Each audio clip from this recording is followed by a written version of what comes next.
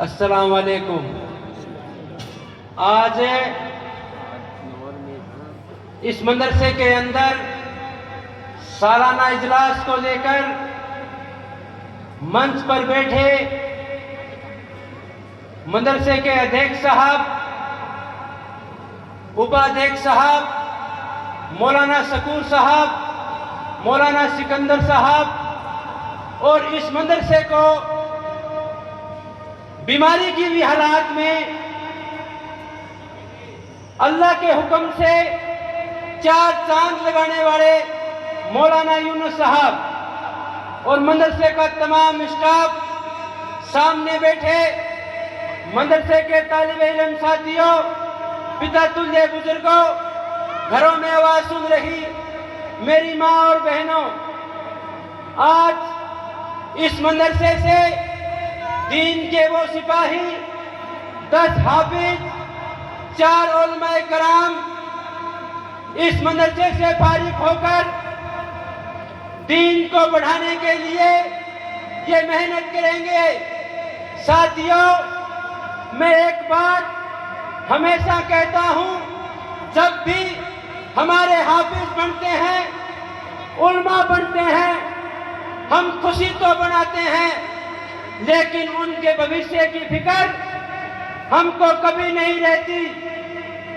इस मंच पर बड़े उलमाए कराम बैठे हैं, उनसे माफी चाहते हुए मैं ये कहना चाहता हूं, आज के इस युग में जिन उलमाए कराम की तनख्वाह 5,000 और 7,000 हो, कौन सा ऐसा बाप है जो अपने लगते जिगर को आलिम और हाफिज बनाएगा। साथियों, इस मजमे के अंदर बिजनेसमैन लोग भी बैठे हुए हैं, समाज के बड़े बड़े लोग बैठे हुए हैं। मैं उनसे इस बात का निवेदन करता हूं, आप आगे आइए, इन उलमाओं को मजबूत करने के लिए, घर घर से हाफिज निकालने के लिए इनको आर्थिक रूप से मजबूत करना पड़ेगा। इस हालात में हो सकता है किसी को मेरी बात पसंद ना आए, लेकिन ये मेरा निजी विचार है। साथियों, इन इस्लामी गढ़ों पर, दीन के मदारिस पर एक जमाने के सताए हुए लोगों, हिंदुस्तान में चारों तरफ नजर उठाकर देखिए, मदरसों पर जालिम लोग नजर गड़ाए बैठे हैं। वो इसलिए बनाए बैठे हैं कि मदरसे में पढ़ने वाला बच्चा हाफिज, आलिम हमें इस बात का संदेश देता है कि जब हिंदुस्तान के अंदर ब्रिटेनिया हुकूमत ने ललकार कर कहा था कि इस देश को आजाद नहीं होने देंगे, तो मदरसे के उलमाए कराम ने कहा था, ए ब्रिटेनिया हुकूमत, तुझे धड़ से उखाड़ फेंकने का काम हम करेंगे। वो कौन लोग थे? वो हमारे हाफिज और आलिम ही लोग थे। मैं ज्यादा समय नहीं दूंगा। अभी मोबाइल को लेकर बच्चों ने यहाँ पर आंदोलन किया, बाद मोहल्ले का झगड़ा दिखाया गया, बाद किसने समापन की, एक व्यक्ति को मुफ्ती साहब का रूप देकर। ये बात इस बात का संदेश है, ये समाज, ये देश उलमाए कराम के बगैर नहीं चल सकता। अभी बच्चे ने कहा इंस्टाग्राम एक ऐसी आईडी है, लोगों को कहा गया, विशेष तौर से हमारी माँ बहनों को कहा गया, ए औरत, मोहम्मद रसूलुल्लाह के कानून को तोड़ दे, खड़े होकर पेशाब करने वाले कानून को तो अपना दे। यही हुआ।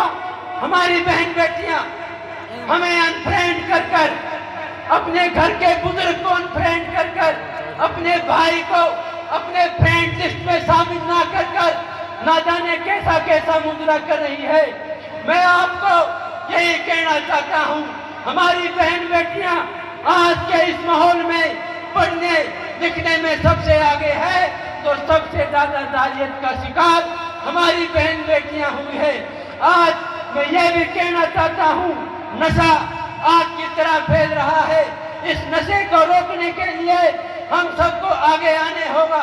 नशा ऐसी हालात है, नशा करने वाला व्यक्ति, मौलाना साहब हमारे तो ये हालात है, अगर शादी को 6 महीने हो गए, पहले कान की बाड़ी बेचेगा, फिर नाक की बेचेगा, फिर जो हम थोड़ा बहुत सोना डालते हैं वो बेच डालेगा।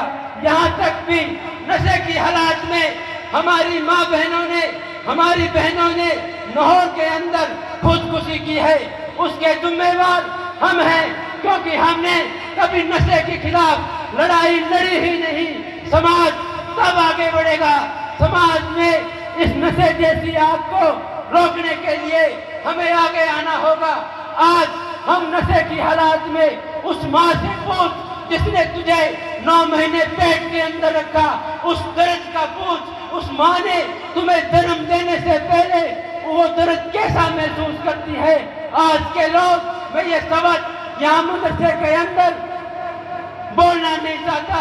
जिस बाप ने, जिस माँ ने तेरे बोलने पर मिठाइयाँ बांटी थी, आज उसको तुम्हारे सामने बोलना भी पसंद नहीं है, क्योंकि गांव मोहल्ले के लोग आकर कहते हैं इसका बेटा नशेड़ी है। मैं कहना चाहता हूँ, नशा करने वाले लोग हमारे भाई हैं, हमारे दुश्मन नहीं हैं, हमारे समाज का हिस्सा है। वो दलदल में फंस गए, उसे रोकने के लिए हमें कुछ ना कुछ नियम कानून बनाना पड़ेगा। मैं ज्यादा समय ना लेते हुए मदरसे के तालिबे इल्म के साथियों के पक्ष में यही कहना चाहूंगा, ये वक्त की धूप तुम्हें जज़ब नहीं कर पाएगी, ये वक्त की धूप तुम्हें जज़ब नहीं कर पाएगी।